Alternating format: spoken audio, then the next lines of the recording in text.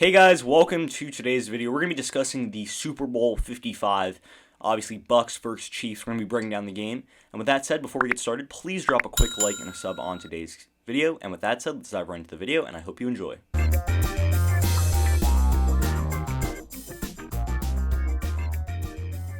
Wow, what a game. Congratulations to the Tampa Bay Buccaneers on being the Super Bowl champions. Tom Brady winning his 7th Super Bowl in 10 Super Bowl appearances. And, going into this game, I was the guy that was like, this could be the Super Bowl of the ages, right? This is the Super Bowl that we look for in 10 and 15 years when we're debating the careers of Mahomes and Brady, who was better. And we're going to talk about the Mahomes injury, and we're going to talk about what he was able to do, but I want to start with the Bucs here, and it all starts with Tom Brady and his performance. I mean, he was so accurate throwing the football, and he was just really electric throwing that football. I mean, he was diming all over the places, and I mean, he was taking what the defense was giving him. He wasn't forcing balls into small situations. He got Gronkowski going, and I'll get to that in a second, but nonetheless, Brady was, he was throwing the football like we've seen Brady throwing the football all year, and after losing to the Chiefs back, I think that was week 10, I want to say, don't quote me on that, but we have seen Brady just be better and better each week, week in and week out, throwing the football with accuracy, with power, and just looking electric in the pocket. And that's what he did today. I mean, he didn't force the ball into tight situations. I mean, he didn't have that many deep throws or deeper passes, but he took what the defense gave him. He's so smart in that regard, and that's why the Bucs won the Super Bowl. I mean, Tom Brady's leadership and what he was able to do throwing the football was the number one reason why the Bucs were able to come out with the W. It's that simple. And congrats to him on winning his 7th Super Bowl. I mean, that is something that's never going to be touched in the next 50, 60, 70 years. It's just something that's crazy and something that you are not going to really see ever again. And also, I just want to talk about Rob Gronkowski, especially in that first half, had 2 touchdowns, really got this Bucs offense started and got them really going. A big stat that I saw during the week leading up to this big game was that Tom Brady's teams in the Super Bowl have scored a combined 3 points in the first quarter. In today's game, they scored 7 points, and that's not a huge improvement of what we've seen in the past, but nonetheless, Rob Gronkowski and what he was able to do, being smart out of that tight end position, was just be really, really dynamic in open space, find the open areas, and then get open for Tom Brady. And then that Tom Brady, Rob Gronkowski magic that we've saw in New England for the past, 10 years, basically, we saw it once again in the Super Bowl, and that was really prime and clutch for this Bucs offense.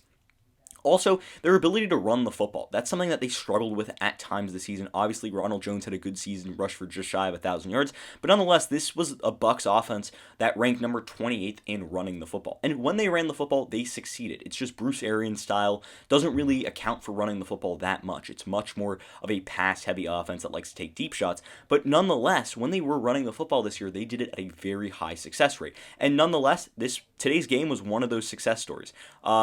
What they were able to do on the ground with Leonard Fournette, as well as Ronald Jones too. Fournette had that big touchdown in that third quarter that really, got the game pretty much for the Bucs. That really iced the game in that regard. I mean, the game wasn't over at that point. The Chiefs had another drive, but nonetheless, Fournette running that touchdown in from about 20 yards out, that pretty much gave the Bucs enough of what they needed to do. Also, defensively, this Bucs defense was good all year, and they continued to be good. They were good against the pass. They made Mahomes' life miserable, but more importantly, their ability to get pressure. Shaq Barrett had 6 pressures in the first half. He had a sack. Vita Vea, Jason Pierre-Paul, they were just feisty at getting to the quarterback. William Golston, Ndamukong Suh, they were always there. Mahomes didn't have anywhere to go, so getting pressure on the quarterback was something that really allowed for Mahomes to, be uncomfortable. And some of those plays in that, especially in that early fourth quarter, where he had a few plays where he had to dive outside the pocket and throw with both of his legs getting tackled. It was because of that pressure, that constant pressure. And that was because, good job in the secondary. They were really able to, obviously they got burned in that first quarter back in week 10 against this Chiefs team. I mean, Tyreek Hill and Patrick Mahomes absolutely tore them to pieces. But nonetheless, I mean, They did a good job. They were able to, use their safeties and use their corners to match up on Tyreek Hill and Travis Kelce. They didn't do as well against Travis Kelce, but they didn't really allow Kelce to go deep. There was that one play where he was able to go deep, but at the end of the day, when it really mattered and when the game really mattered, they really kept Travis Kelce to those underneath routes that he was able to have success throughout his entire career. But they really, I mean, Tyreek Hill, Travis Kelce, we were expecting more from them. They didn't do enough.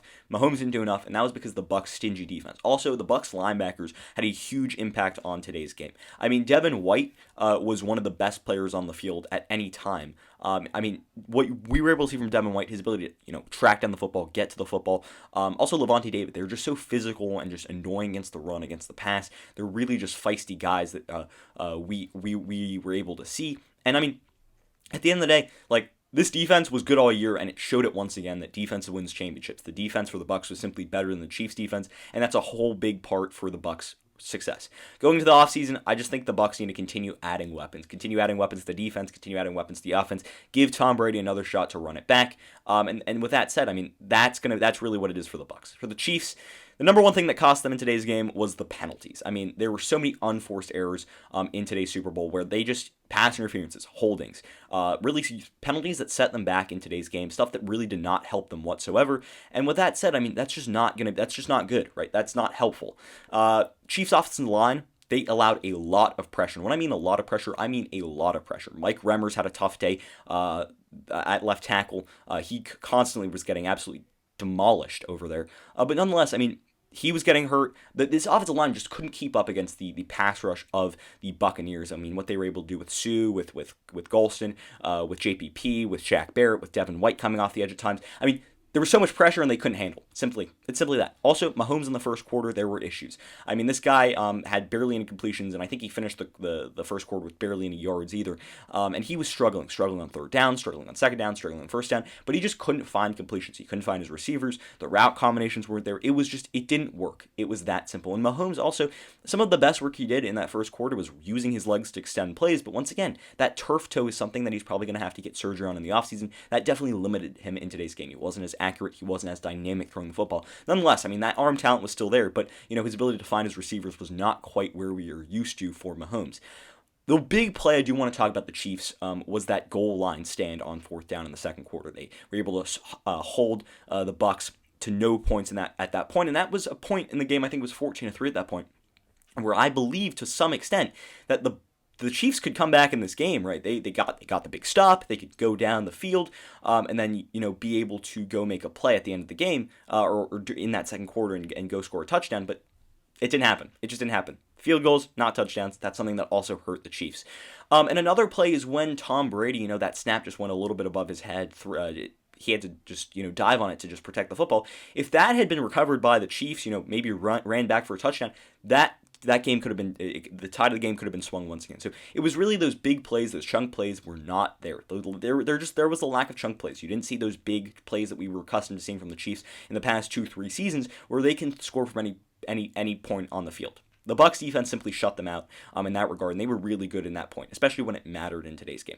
Also, Tommy Townsend in that first quarter, and especially that first half, was just awful punting the football. I mean, the nerves, that was something that I think that this offseason the Chiefs are going to need to invest in a punter that has veteran experience in the playoffs, somebody that's not going to get agitated when the lights are the brightest and the stage is the biggest. They can't afford that moving forward. It's something that you just can't allow. And Tommy Townsend, I mean, he had a few punts under 30 yards. I mean, when you do that, you're giving the Bucs and a guy like Brady optimal field position to, end up going down there and just winning big games and making big plays, and that's simply what the Bucs did. Also, Clyde Edwards-Helaire, another thing that I want to talk. He looked good, right? They're running the football. I really liked what he was able to do this season. But nonetheless, I mean, even in that opening drive of that second half, where Clyde Edwards-Helaire got that big run, got the offense going a little bit, it just wasn't enough.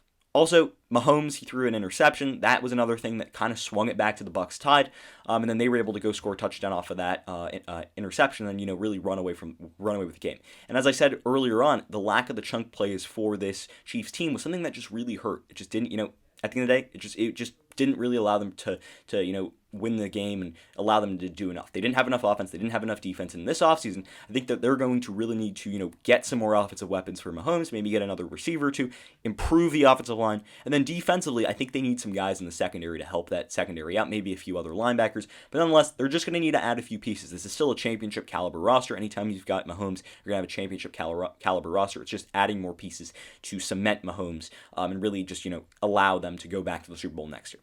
So that said, congrats to this Tampa Bay Buccaneers Buccaneers on winning their Super Bowl here at home. That was a big storyline I talked about earlier in the week. But nonetheless, I mean, congrats to them. Congrats to Tom Brady. He's not a guy that I personally like to root for, but, it's history in the making. You're not really going to see this ever again. Seven Super Bowl wins, 10 Super Bowl appearances. Congrats to the Bucs and Tom Brady on winning Super Bowl 55. And that's pretty much going to end the video for today. Did you agree with my analysis? Why or why not? What were your takeaways from today's game? And with that said, I hope you enjoyed the video. Please drop a like and a sub. I'd really appreciate that. It would help my channel grow. And until next time, see ya.